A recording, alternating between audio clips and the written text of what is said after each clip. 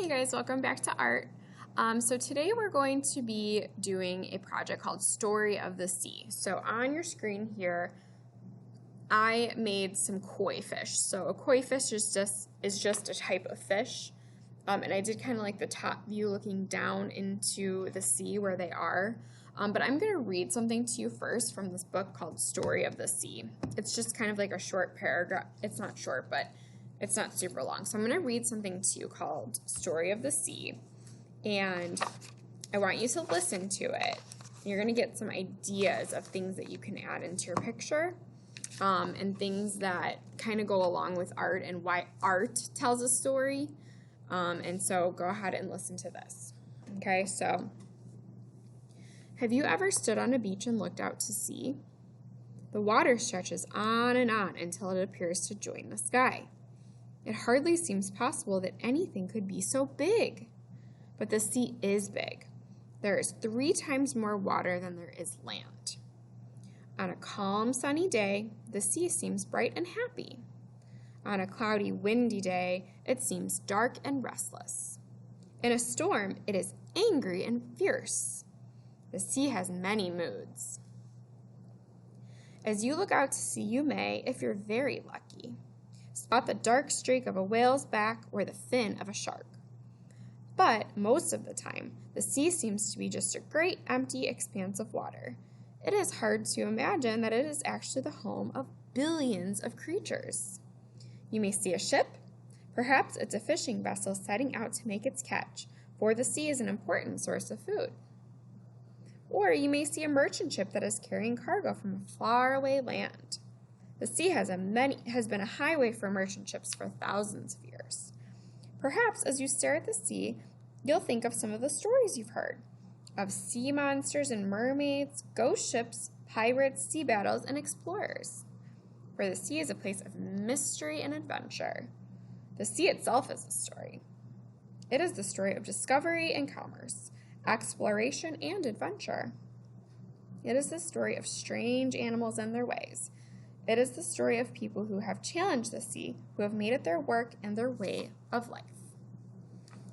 Okay, so that being said, the sea obviously tells a very big story. There's lots of things that can go along with the sea. But you know what else tells a story? Art tells a story. How does art tell a story? Art tells a story by pictures. Here's another one I made. Another picture of the sea. So there are many ways that you can show pictures to tell a story. So we're going to use the sea as our example to show and tell a story in art. Now here's the thing, guys. I am going to show you how to draw the koi fish because I need something to show you and I need something to draw for the how to draw. But for this project, technically anything that I read in that story, you could make your own. So you could do something more like this. You could make more of like a ship. You could do a sunken treasure. You could do anything that has to do with the sea using pictures could be your art project for this. Okay, it does not need to be the koi fish. I'm going to show how to do the koi fish because I need something to show you. But you kind of get the idea. You can be totally creative with this project and you can draw anything that you would like to as long as it pertains to the sea. Okay, so for the koi fish, I'm going to put my paper vertically because, again, I'm going to do my view of the fish looking downwards. But you can go ahead and get started if you're doing yours on your own, like creatively. Otherwise, I'm going to start. So, the first thing that you are going to do is you're going to draw the top of one of your koi fish, and it kind of just is going to look like a raindrop to start. Okay? At the back of the koi fish, there's going to be their fins, which are just going to be this kind of like little, almost looks like a hand, I guess. You're going to draw a wavy line on top of the koi fish. That's going to separate like the little face from the body. And then over here, their fins are just kind of like this, kind of like, again, wavy. They don't need to be perfect, just do your best. And then for the mouth, they have kind of like a puckery mouth. So I'm going to draw 2 lines there on the body, and then 2 lines going out of the body, like that. Okay, the eyes.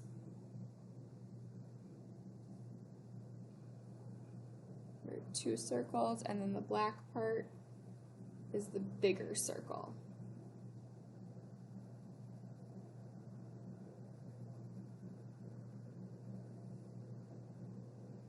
There's going to be another detail around it. Some more lines there. There's going to be a fin on top. Okay, so there's 1 koi fish. You're going to do your next koi fish is going to be another curve. And then again, it's still kind of like that raindrop shape. This one's upside down. So this one kind of looks almost like, I guess, a hot air balloon. So same thing.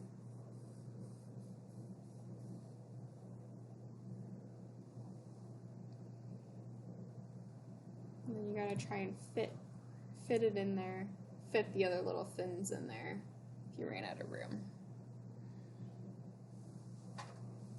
Same thing here, a little wavy line. The eyes are right there on the sides.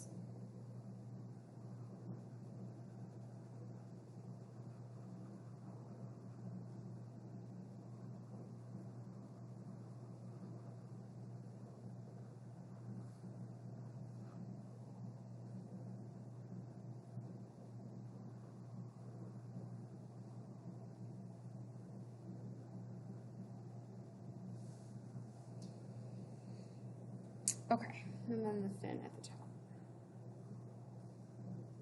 Okay, and then koi fish, most fish have scales, unless it's a shark, then it's got, and dolphin, they're smooth. But most regular fish have scales. So you could either draw the scales in, which might take you a while.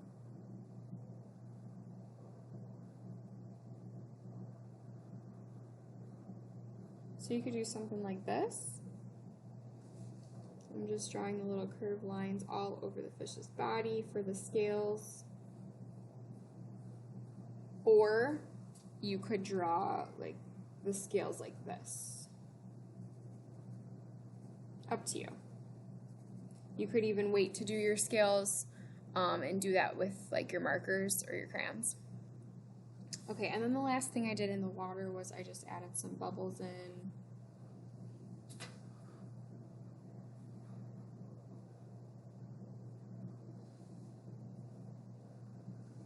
You can add some little waves in the water.